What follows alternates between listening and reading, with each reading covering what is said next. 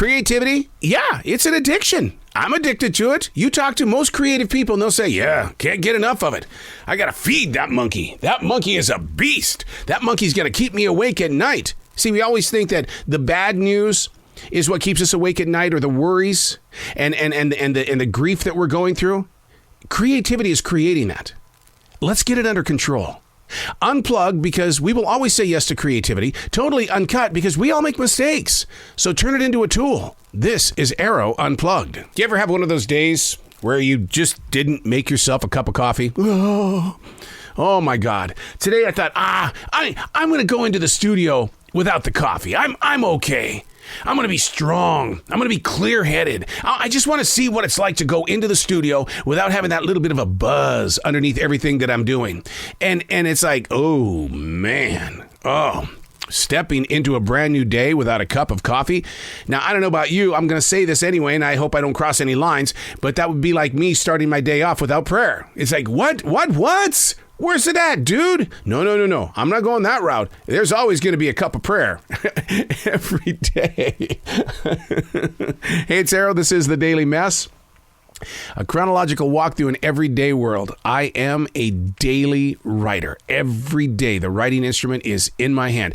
And you know what? Can I be honest with you here? I had an incredible conversation yesterday with John Waite. John Waite was with the Babies, and then he was with Bad English. And, you know, you've heard his music and stuff like that. And yesterday, we spoke on the level of being writers. And I really would love for you to take a chance to go listen to that, because to hear him talk about writing and how we blended our thoughts together about the subject of writing it was an amazing moment, and it still lives deep inside my soul. But you can find it on you're gonna find it on my podcast. It's called Like It's Live. Just Google it. Arroe Collins, John Waite. It'll come up. Trust me, it'll come up.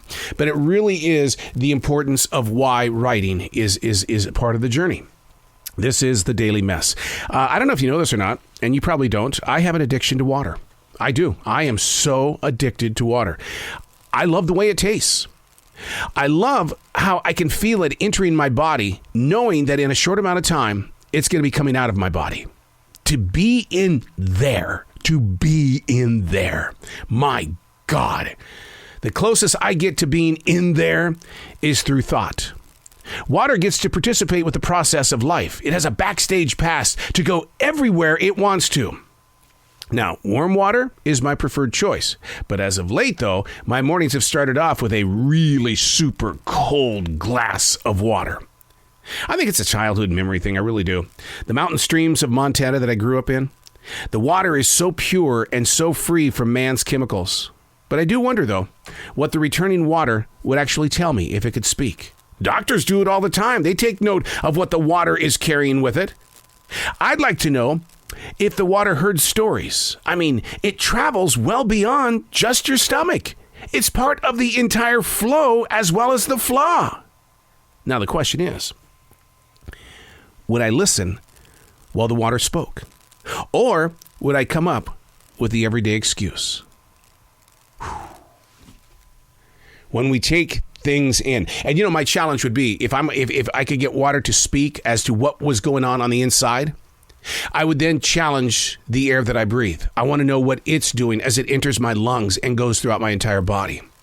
I would like to know what food is doing as it goes through the system and how it was used and why it was used. And am I really wasting my time eating this kind of food? I just love food, but I'm more addicted to water. The things that flow from our body, if you could just listen to it, would you fight it? Would you challenge it? I openly admitted to you the only thing that I have is that of thought. Do I listen to it? Absolutely. Do I challenge it? Oh, hell yeah. Do I want to grow more with it? Yes.